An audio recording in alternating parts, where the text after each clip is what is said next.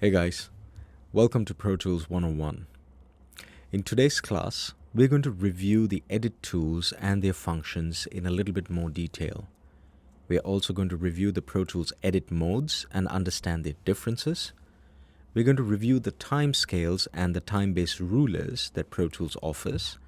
And lastly, we're going to review the MIDI controls that we have in Pro Tools itself.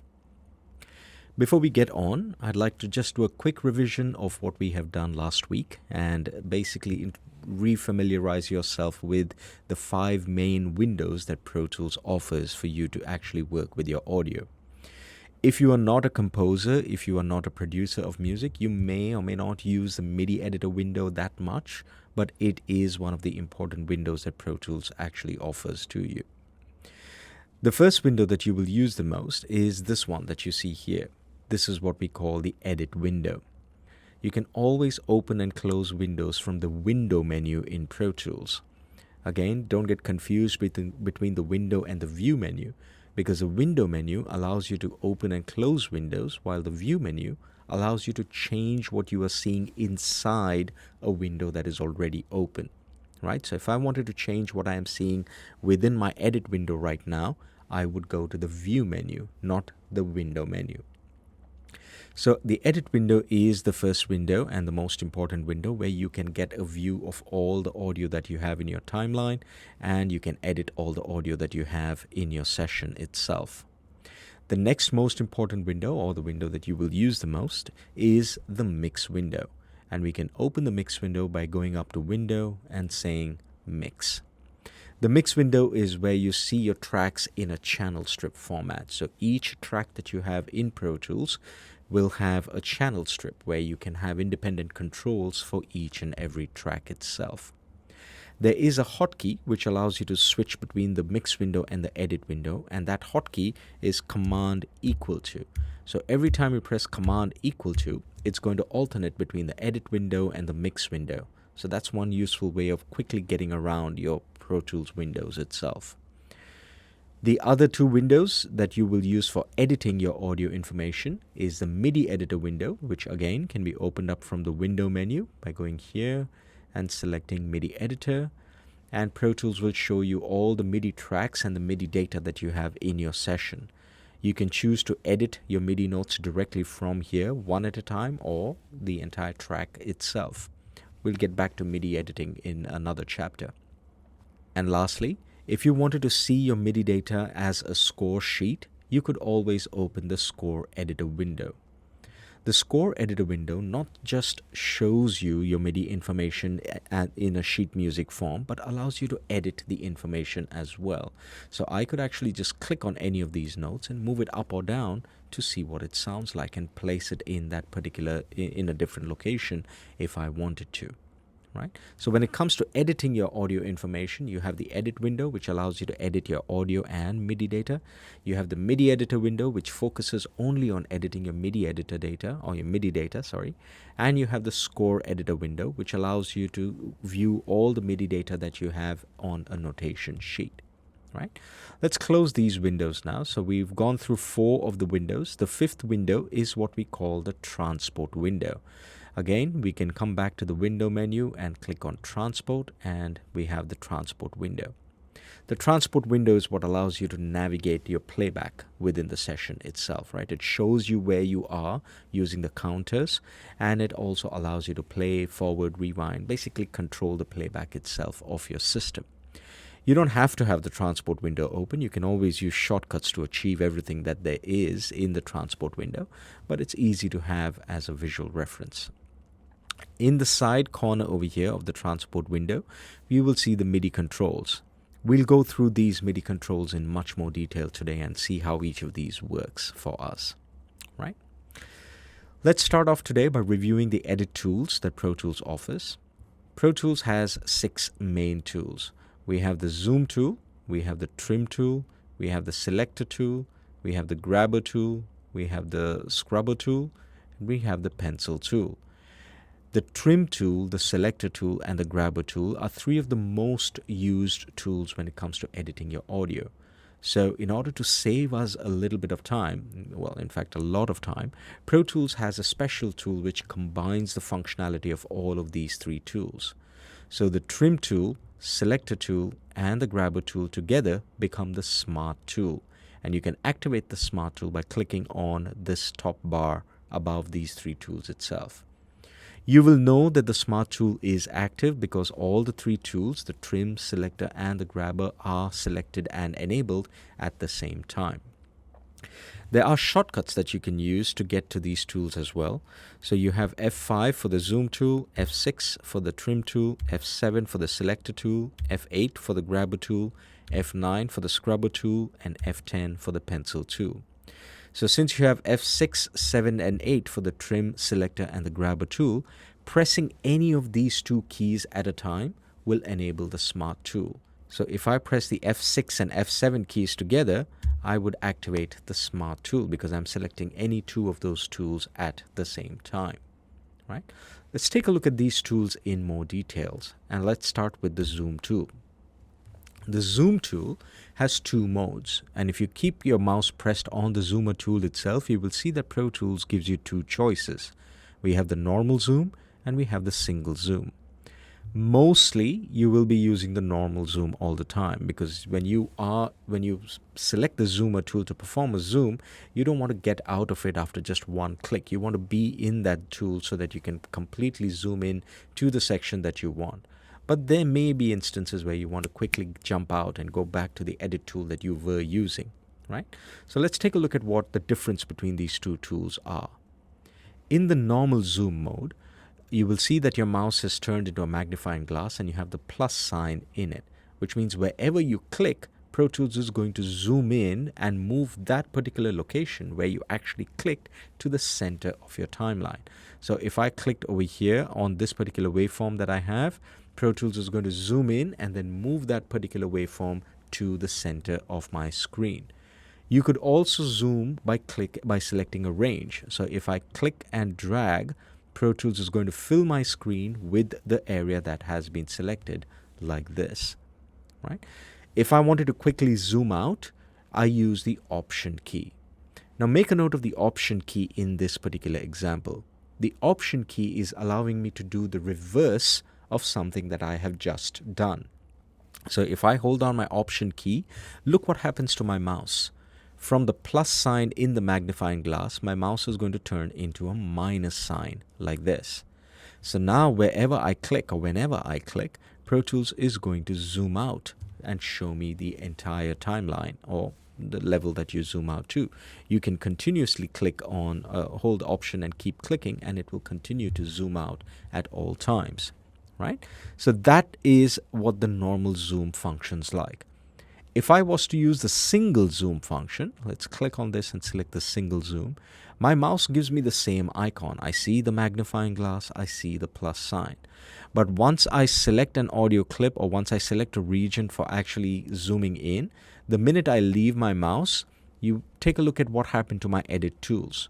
Pro Tools has gone back to the last edit tool that I was using before I came to the zoom tool.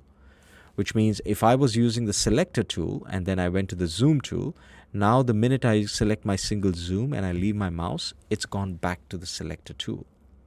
This is useful when you do not have too much of time, or to be really honest with you, I've never used a single zoom in my life. I prefer to actually use the keyboard shortcuts.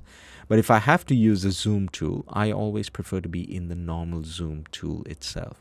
So that way I have more control of my zoom levels and when I want to get in and out of an edit tool itself. As I said, shortcuts. The shortcuts to zoom in and zoom out are R and T. So R is going to zoom out.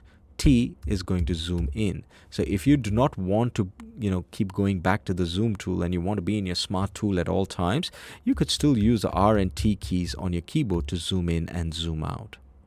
Now, when you try these shortcuts at home, if your shortcuts do not work for some reason, that means you need to enable a particular function in Pro Tools, and that is called the keyboard focus. You see the small yellow color A to Z button over here? On the right at the edge of the tracks on the top corner over here, that is what we call the edit keyboard focus. If your edit keyboard focus is off, that means if it is grayed out like this, that means the shortcuts, the keys that you use on your keyboard will not apply to the edit window or to the editing region of your edit window.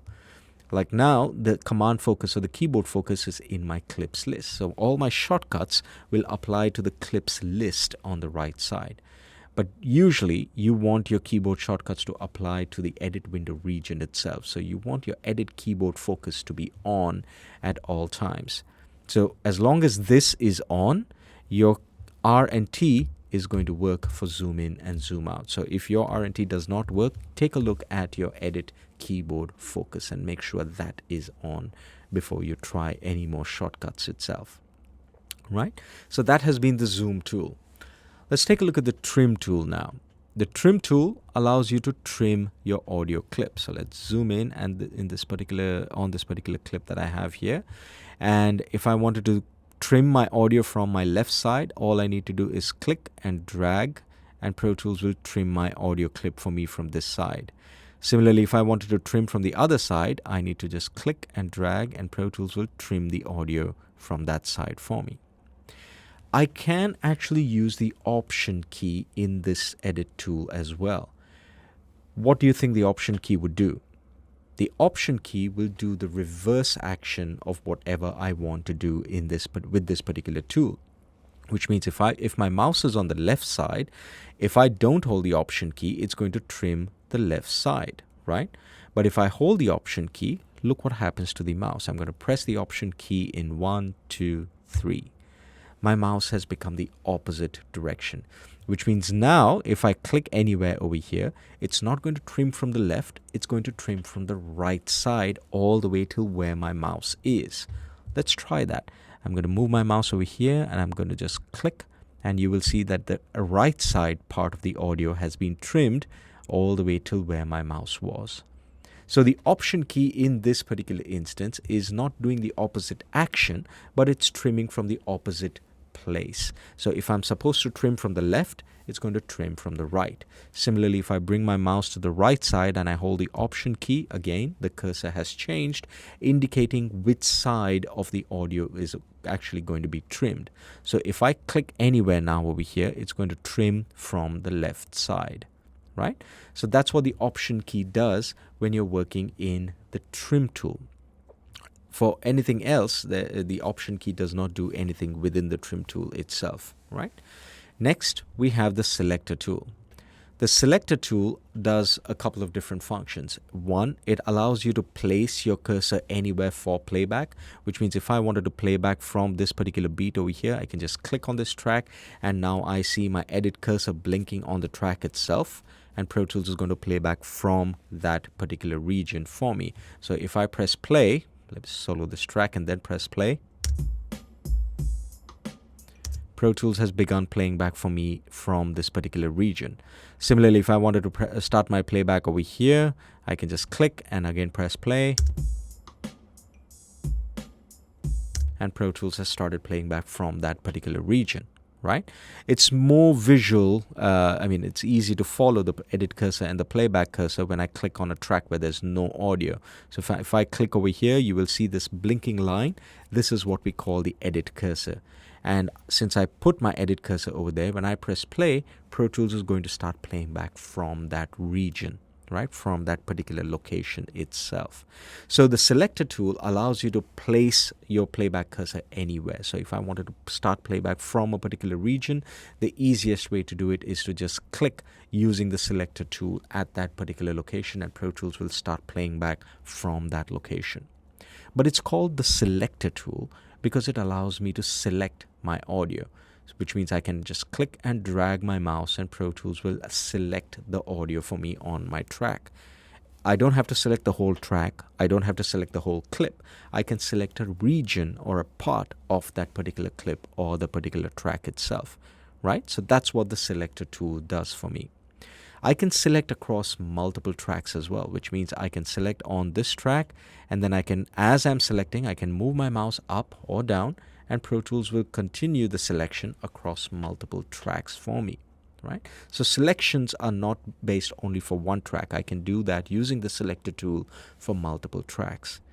If the region that you're selecting is too far away and you can't, use your mouse and click and scroll all the way to the end, you can click on the starting point and then use a shift key and take your mouse to the ending point and then click by holding down the shift key, and Pro Tools will select the region from the starting point to the region that you just clicked and select everything in between for you. The selector tool, works on every track, right? You can do this on a track with or without audio, which means I can actually select nothing on a track as well. This is actually going to be time selection. So I'm not selecting audio, I am selecting time. That's what the selector tool does.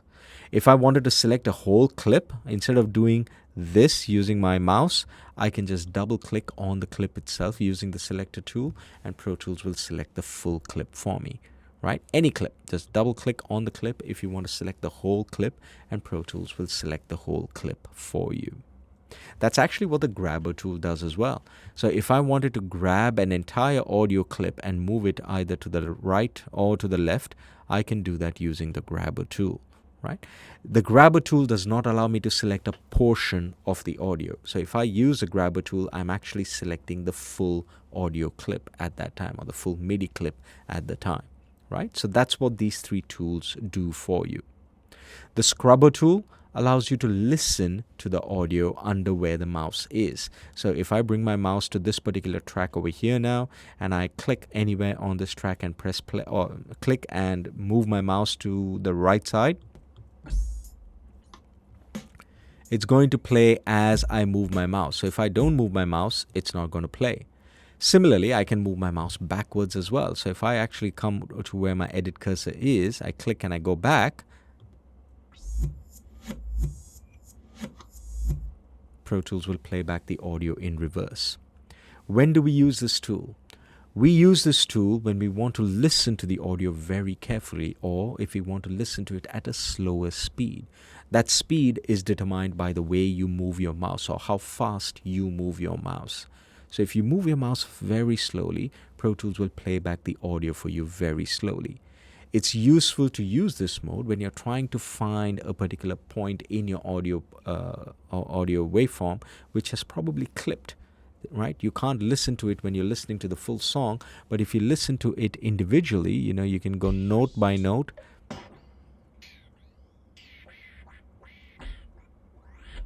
And you can probably find the portion where you find a clip in your recording itself. That's what the scrubber tool is used for. Right? You can scrub across multiple tracks together. That means if I wanted to play my piano track and my rhythm track, or the clips rather, together, all I need to do is bring my mouse in between both of these tracks and then play. Oh, it's not solo. There we go. All I need to do is bring my mouse in between both of these tracks and then play. Right? So I come here and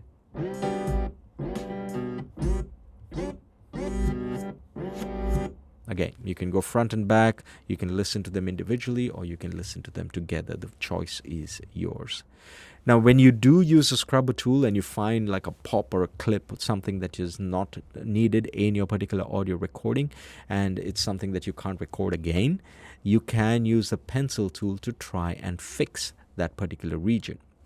Let's say I find a small pop over here.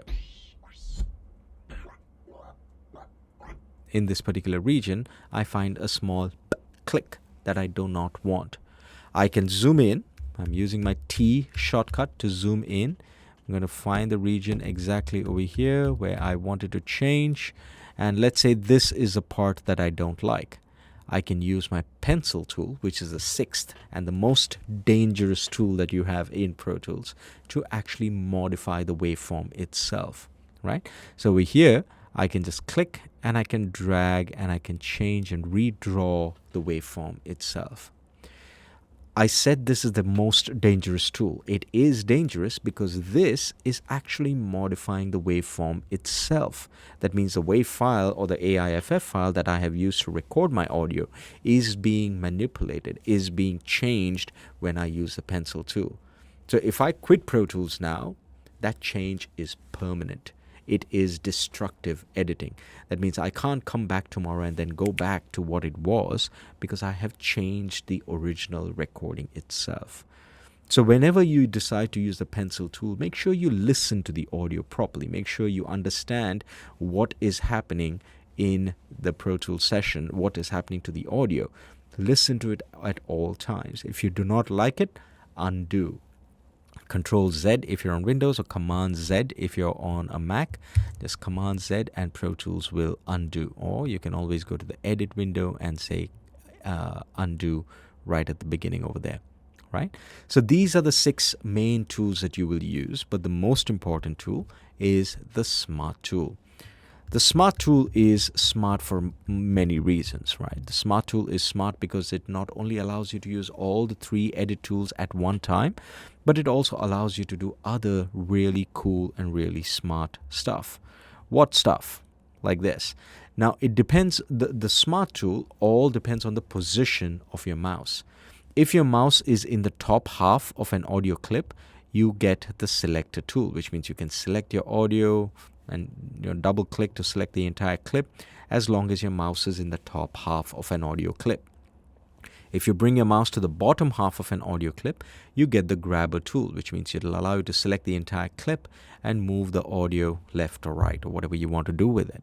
By the way, when you are in the Selector tool, as I said, you don't have to select only inside a clip. You can even select time outside a clip on the track itself, right? So again, depending on where your mouse is. If your mouse is at the bottom, you will get a different tool. If your mouse is at the top, you're going to get a different tool. If you bring your mouse to the sides, that means the edges of the clip over here, you get your trim tool, right? Like this over here on the left and on the right. But if you bring it to the corners, that means if you take it to the top corner, top left corner, let's start with the left corner. I come to the side over here, I'm in the middle, I get my trim tool. But if I go up to the corner, I get a new tool called the fade tool. And I can just click and drag my fade in, come to the side over here, to the right side, and do the same. Go up to the corner, click and drag my fade out, right? Your fades may look different. The fades can be changed. You can change the shape of the fade. You can make it a sharp fade like what I have over here, or you can make it a gradual fade, a uniform fade, which is a straight line, which is what you can get. We'll learn more about how you can change that fade in a bit, right? So not only do I have my Selector tool, my Grabber tool, and my Trim tool, but I also have my fade in and my fade out. But it's smart because there's an additional feature as well. If I have 2 clips like this side by side, bringing it to the sides, yes, will give me the trim tool over here. If I bring it to the top, I do get my fade in, which is all fine and dandy. But if I come to the center over here, in between these 2 clips, I don't go to the side top, I come to the bottom to reveal yet another tool. This is my crossfade tool. And all I need to do a crossfade between these 2 clips is to click and drag, and Pro Tools will draw the crossfade for me, right? This is why Pro Tools is popular. This is what makes Pro Tools so unique. You can edit your audio in really, really fast speeds. This is not something that you can do in any other DAW. In fact, you have so much control. If you think that your fade in or your crossfade has actually come on the wrong part, I can just use a Grabber tool to click and move my crossfade to find the right position where I want the 2 audio clips to crossfade over each other, right? And all this you can do when you are listening to your audio itself, as you listen. So you're not clicking your mouse and you're not trying to move your audio, or you're not trying to move a particular parameter in order to get your fade in and your fade out, right? You're actually doing this in real time. So it's a really, really cool feature. So the Smart tool is a combination of all of these. It allows you to trim, it allows you to select, it allows you to grab, it allows you to do your fade in, it allows you to do your fade out, and it allows you to do your crossfade. So it's actually 6 tools in one, right? Which is why it is so, so cool. By default, I am always in the Smart tool because I don't like to change my tools all the time. And when I am in the Smart tool, I end up being able to do everything that I need to do instantly without having to change any of the tools, right? So it all depends on where your mouse is. Take it to the top half, you get the Selector tool. Take it to the bottom half, you get the hand or the Grabber tool. You come to the corners, you have your Trim tool. right? And you can trim your audio, and you come to the top corners over here, you get your fade in and your fade out. You can even trim your fade in, fade out. So if I wanted my fade out to be really small, I can bring that over here. If I wanted my fade in to be really small, I could do that as well, right? So that's what the Smart tool is all about. Again, don't forget, if you ever decide to use this pencil tool, please make sure you remember to undo if it is something that you do not like, because your pencil tool is modifying the waveforms at all times in your hard drive. So if you don't like it and you come back tomorrow, you cannot undo, right? So make sure you undo whatever you want before you save and quit your Pro Tools session.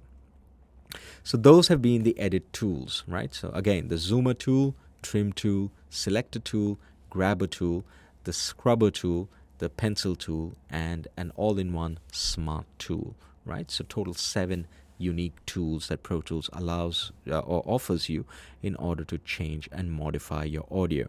The shortcuts for getting to those tools are F5, it starts with the zoom tool, and then just go on. F5 for the zoom, F6, I press the F5 again, F6 for the trim, F7 for the selector, F8 for the grabber, F9 for the scrubber, F10 for the pencil. Again, in between F6, 7, and 8, press any two of them together and you get your Smart tool, right? Cool. So that has been the edit tools of Pro Tools. Let's move on to the edit modes that we have in Pro Tools. Pro Tools has 4 edit modes. We have the slip mode, we have the shuffle mode, we have the spot mode, and we have the grid mode. The slip mode is by far the easiest mode to be in, right? Because there's no restriction at all. So let's start with one that has the most restrictions, shuffle mode. Shuffle mode is a really cool mode, especially if you're working in loops. Let's say you have 3 clips, audio A, B, and C, and these are all 3 different loops that you're working with, and you realize that you did not want the order to be A, B, C. You wanted the order to be A, C, and then B. The shuffle mode allows you to swap your audio regions by just dragging one above the other. So if I click on my C and I drag it over my B, it's just going to push the B behind and it's going to replace the B with the C. So now I have my A, C, and B. If I wanted it to be a C-A-B, all I need to do is click on A and drag it onto this side. You will see the yellow line where it's going to be, and Pro Tools will push the C in front and you have A and B following that. So that's what the shuffle mode does. It restricts the movement of your audio clip.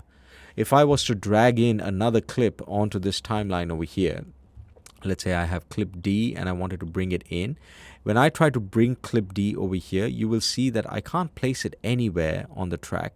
I have to place it only at the end of the existing clip. So when I leave my mouse, it's going to automatically snap the start of clip D to the end of clip B, right? So that's what shuffle mode does. It does not leave any gap in between your audio clips. This limits my editing as well, which means now if I select clip A and I press the delete key on my keyboard, what do you think is going to happen to the clips that are after clip A? Because I am in shuffle mode, and shuffle mode does not allow any space to be there between audio clips, the minute I press delete, it's going to move up all the audio clips that were after clip A back into the position of clip A itself. So instead of C-A-B-D, I now have C-B-D, and they're all back to back, right? I can bring back the A clip over here, and when I bring it back, I can either put it at the end or I can bring it over here. If I want to place it in between B and D, when I leave my mouse now, it's going to push clip D down the line and it's going to make place for clip A. So when you're working in shuffle mode, keep that in mind. There's going to be no space between the clips. So whatever editing functions that you do, even if you try to do a trim or anything, let's say I'm in the Smart tool and I'm going to trim my clip A, look what happens to clip D. So when I clip trim A, it's going to move clip D up because there's going to be absolutely no space in between any of the clips. Right? So that's what the shuffle mode does to you. It's really, really useful to be in shuffle mode when you're working with loops. So if you have like 50 different drum loops and you're trying to program your own rhythm section, you can actually just drag and drop the loops, and Pro Tools will make sure there's no space in between, so you do not have like a microsecond of extra gap in between your audio clips. which happens all the time in Logic, it won't happen in Pro Tools, right? So be in shuffle mode, you can just click and drag, and Pro Tools will continuously keep forming the perfect loop for you, as long as your audio files are in a perfect loop, right? So keep that in mind. Next, as I said, we have the slip mode. So this, if you do not like this constrained movement of your audio clips, be in slip mode. Slip mode allows you to move your audio anywhere. So if I wanted to have a gap between clip A and D, done, I can do that. If I wanted to have a gap between clip A and C and B, I can do that as well. In the slip mode, if I try to move one clip over the other clip, it's not going to swap the position of that clip. It's actually going to just put it on top of that. The audio clip is still there, but it's not going to swap automatically for you, because in the slip mode, you do not have any restrictions at all when you're trying to move your audio clip, right? So let's bring that back. I'm just going to undo. So that was your slip mode. Next, we have the spot mode, and in the spot mode, what happens is when you select an audio clip, it's going to pop up a window and ask you, where do you want this clip to be? Let's say I want this particular clip to come over here, 2 minutes and 30 seconds. So I'm going to enter 2 minutes and 30 seconds for the start position of this clip, and I'm going to say OK, and boom, now my clip B has moved from here to the 2 minute and the 30-second mark on my timeline. That's what spot allows you to do, right? You can tell Pro Tools to spot the start of the audio clip, or you can tell Pro Tools to spot the end of the audio clip. It's completely up to you. There is going to be no restrictions when you're making your selection. So if you wanted to make a selection of an audio section or an audio clip itself, there's no restriction on that. You can even edit without any restrictions. So if you wanted to like cut, copy, paste, there's absolutely no problems with doing that in the spot mode. But only remember, when you want to try and move the audio clip, whenever you try to move the audio clip, Pro Tools is going to pop up the spot dialog and ask you, where exactly do you want to put this clip? Do you want it to start at a particular location, or do you want it to end at a particular location? So if I wanted this to end at 2:25, I can just say 2:25, and now the ending has been put to 2:25, right? So that's what the spot mode is all about. Next, we have the grid mode. The grid mode is the mode that allows you to snap your audio to certain times on your track itself, right? If you do not see your grid, that means if you do not see the vertical lines in Pro Tools, that is because your grid itself is off.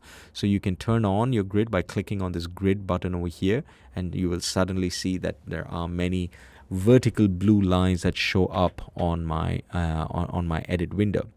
Now, when I try to move an audio clip over here, it's going to limit the restriction to these lines. That's what the grid mode does, right? So whenever you try to move an audio clip, or even when you're trying to edit your audio clip, everything is limited to these lines. It's not a free flow like the slip mode. In the slip mode, there's no limitation. You can edit your audio, you can move your audio anywhere you want. You can even place it in between two of the grid lines. You can change the grid value, by the way. So if you're working in music and you do not want it to be 1 second, you want it to be even smaller, or you want it to be bigger, you can do that. So you can go to 500 milliseconds, and now you will see you have more blue lines over here. And when I zoom in, every time I try to move my audio clip, I'm now moving at half a second intervals, not 1 second intervals.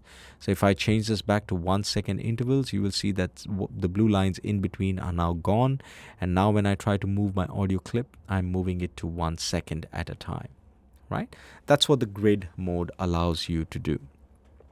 The thing to remember is when you are in the grid mode, even your edit operations, like if I try to do a fade in and fade out, all of that is again limited to the grid. So it's going to snap to the grid for everything that you do. Every cut, copy, paste that you do is going to snap to the grid itself.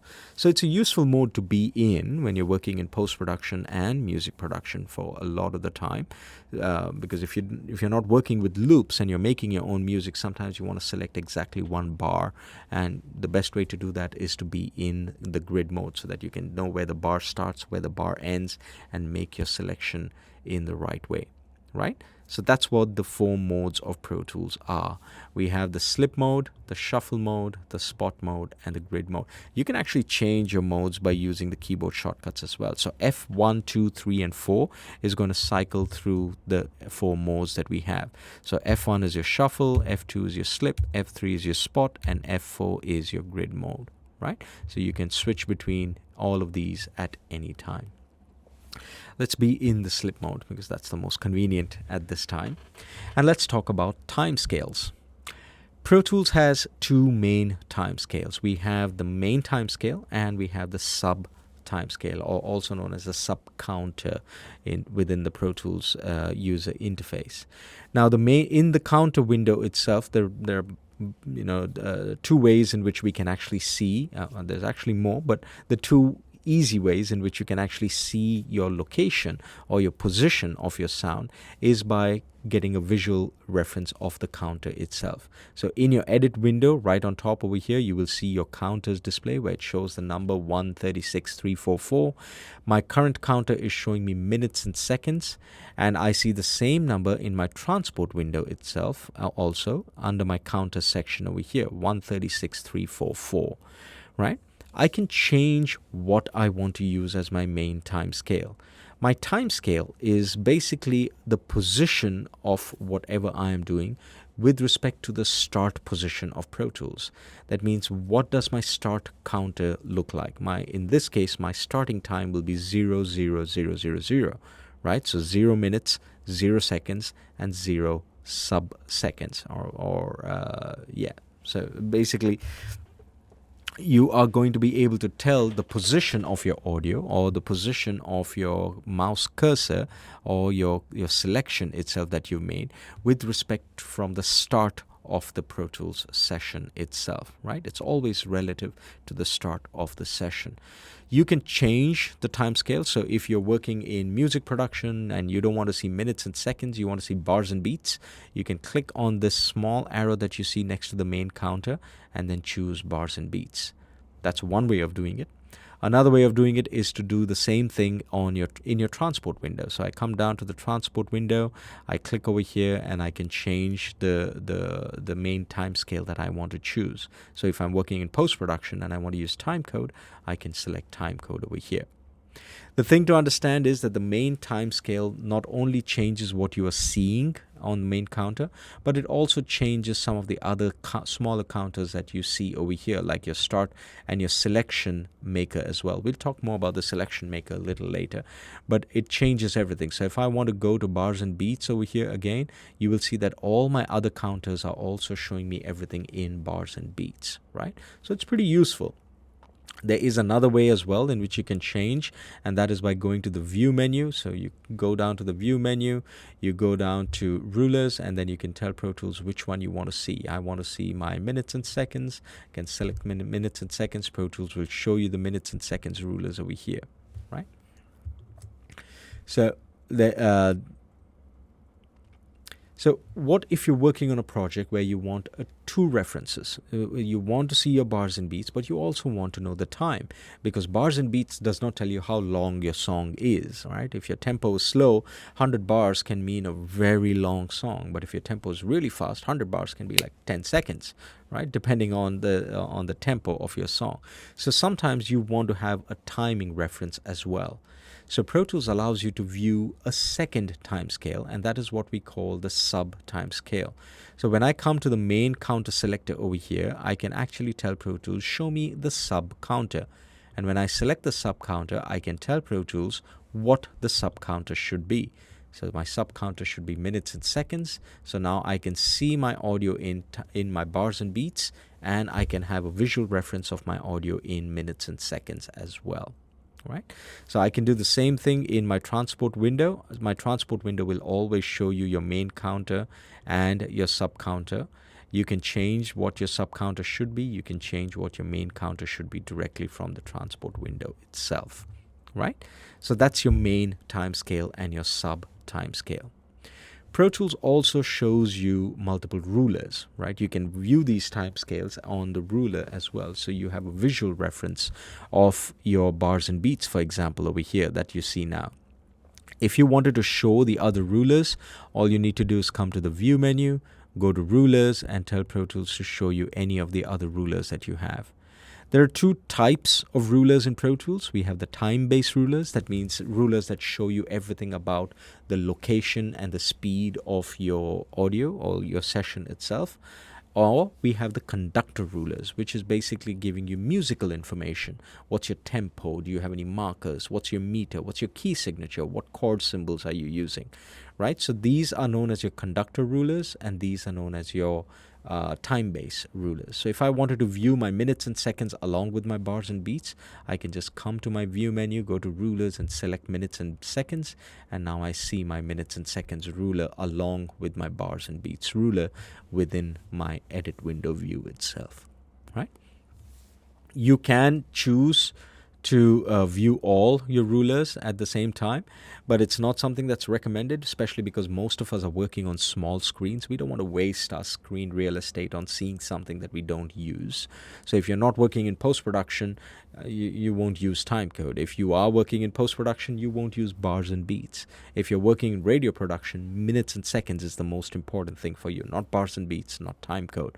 Well, maybe timecode, depends on the radio station, right?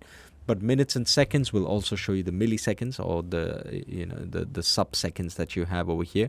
So you can choose to view whatever time-based ruler you want within Pro Tools, right? You can, as I said, you can change your main time scale by coming to this section over here and selecting a different time base to choose from, or you can just click on the name of the ruler. So if I wanted my main time scale to be minutes and seconds, all I need to do is click on minutes and seconds, and now Pro Tools will make my main time scale the minutes and seconds, and it has swapped positions with my sub time scale, which was minutes and seconds, with bars and beats, which was the main time scale over here. If you want to hide a ruler, let's say I'm working in radio production and I don't want to see my bars and beats ruler over here. I want to change, the number of rulers that I see. I can hold down the Option key. Now, yet again over here, Option does a different function. Option is not doing the opposite because it's not an edit tool, but I'm using Option to hide a particular function or hide a particular feature, a display feature within Pro Tools. So if I wanted to hide my bars and beats ruler, I could either come to the View menu, go to Rulers, and uncheck bars and beats over here, or I can just use the Option key and then click on bars and beats, and boom, it's gone, right?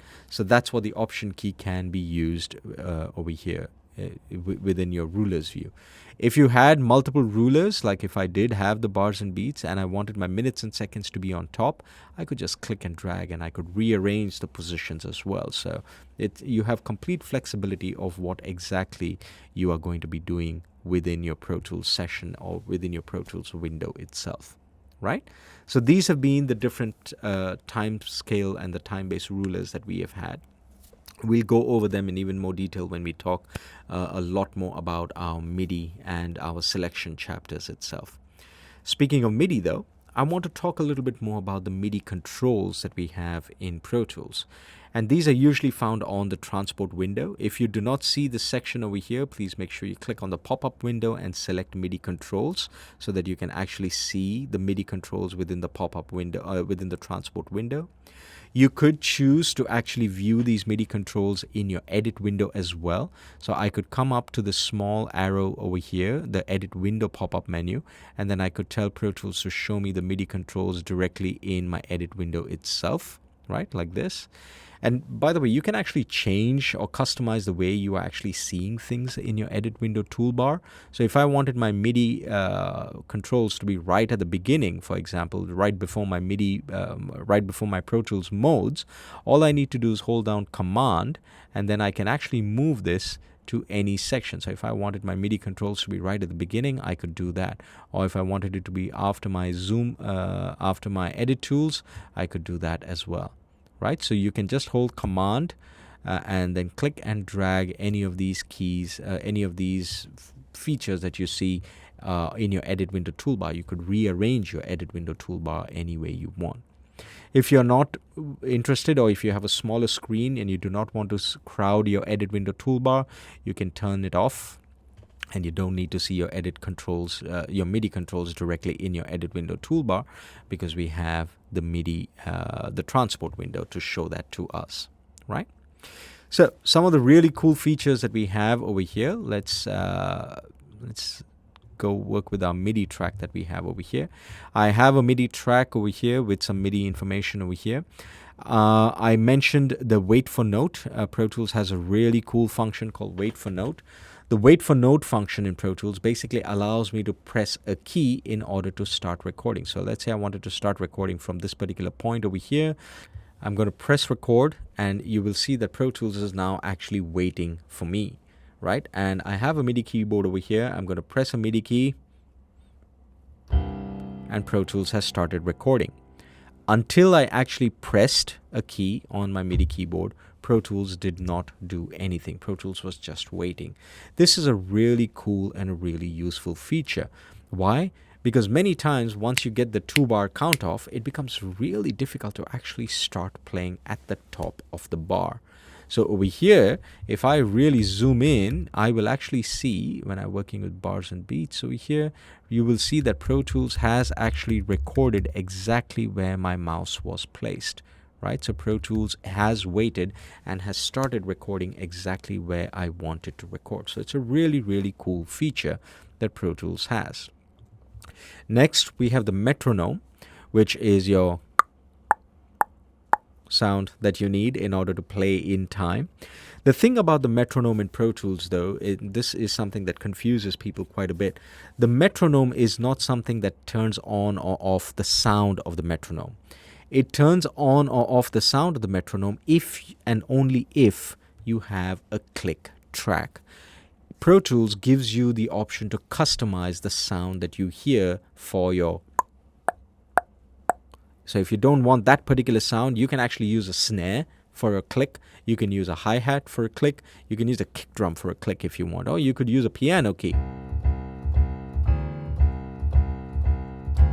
You could use that for a click if you wanted. So you can actually tell Pro Tools what your click should sound like. Once you define what the click should sound like, you can turn on or off the click using the metronome button over here. But until you actually define what that click should sound like, it's not going to do anything for you. So if I press play now, if I press record, I'm not going to hear a click sound because I have not defined what that click sound should be. Don't worry, we'll get to that in, we have a chapter where we will talk about recording, and I will talk about how we can create our click track and how we can even customize the sound of our click. We can choose when we want to hear the click, though. So if I just double click on the click on the metronome button over here, Pro Tools pops up a window called the click and count off option. Here I can tell Pro Tools whether I want to hear the click only during playback and record, or only during recording, or only during the count off. That means it'll give me a 2-bar count off, and then when I start recording, it's going to stop. Or when I start playback, it's going to stop, right? So you can choose when you want to hear the click over here. And you can also choose how many bars of count off you actually want. The count off is this part over here that you see where it says 2 bars. You can tell Pro Tools now if you're somebody who needs a little bit more time, you want 10 bars of count off, you can tell Pro Tools I want 10 bars of count off like this. Right? So now when I press record, or when I tell Pro Tools to give me a count off, it's going to count down for 10 bars and then start playing back or recording depending on what you have selected. Right? The default is 2 bars, so let's just leave it at 2 bars for now. Next, we have the MIDI merge function, which is a really, really cool function, as I told you about. Pro Tools allows you to add MIDI parameters to an existing MIDI recording itself. So, if you're like me and you don't know how to play the piano, I'm really bad at playing the piano. If you are uncomfortable playing the keyboard, and you prefer to play one key at a time, or you want to play the left hand or the right hand separately, you can use a MIDI merge function. So now when I turn on the MIDI merge, if I press record over here, Pro Tools is not going to overwrite anything that is there on this MIDI in this MIDI clip already. In fact, it's going to keep it, and it's just going to go on adding more data. So I can play my right hand on the first go, and in the second pass I can play my left hand, so that I'm more confident in the way my sound is going to eventually sound once I hear the recording, right? Next, the last button that we have over here, this is what we call the tempo ruler enable, or also known as the conductor track. When he is on, he controls your session. He controls the speed of your session. He controls all the MIDI related parameters that you define in your session itself. So your time signature, that's your meter, or your chords, your tempo, everything is controlled by him. If you turn him off, that means you go into what we call the manual tempo mode. And in the manual tempo mode, you can change your tempo by just clicking on the tempo over here and entering a new number and pressing enter. And now my tempo of my session is become 100 BPM, right? If I want to change that, I can go back here, I can make it 120, and I press enter, and Pro Tools has now a new tempo set to 120 BPM. But if I want to have a tempo change, like if I want the first 10 bars to be 120 BPM, the next 10 bars to be 100 BPM, that means I want Pro Tools to automatically change my tempo for me. And I'll show you how to do that later, but if you want to do that, you have to have the conductor on, because the conductor is the person who will listen to all the changes that you are programming. So if I tell Pro Tools to change the tempo, it's the conductor who's going to make sure that the tempo changes after bar number 10. Right? So if you want that automation feature, make sure your conductor is on. Pro Tools has another really cool feature, which I'm not sure if the other softwares do have it or not. But if I wanted to calculate the tempo, let's say I have this particular drum beat over here.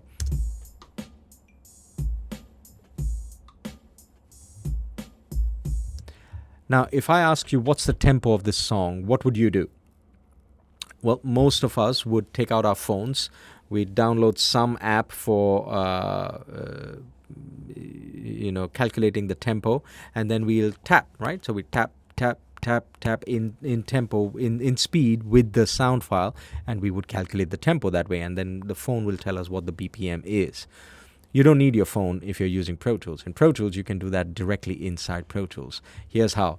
All you need to do is come into manual tempo mode, select the tempo field. Don't need to do anything. It's just select the tempo field, and when you press play and listen to the audio, press the T key along in beat, in time with the audio clip itself, and Pro Tools will calculate the BPM for you. Like this, I'm going to press play. 2, 3, 4, 1, 2, 3, 4, 1, 2, 3, 4. There we go. Now Pro Tools tells me that the tempo of this song is 90 BPM. I just hit enter, and now Pro Tools has registered the tempo of this particular song, of this particular beat rather, to be 90 BPM, which is really, really cool. So I don't need any other device. I don't need any other, I don't need anything else. All I need to do is select the tempo field and press the letter T along in time with the beat that I'm hearing, and Pro Tools will calculate the tempo for you, right?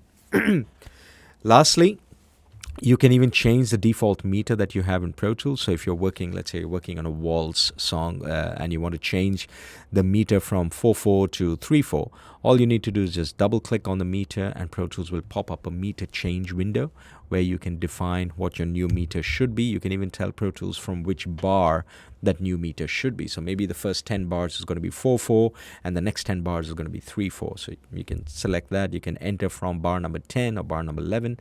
And then you say okay, and then Pro Tools will change the meter for your song itself, right? This makes a difference when you're listening to it on the click. So you'll have, instead of, right? So it makes a difference that way, and it's easier for music composing as well. So these have been the 4 things that we have learned in Chapter 3. We went through all the edit tools in detail. We went through all the edit modes in detail.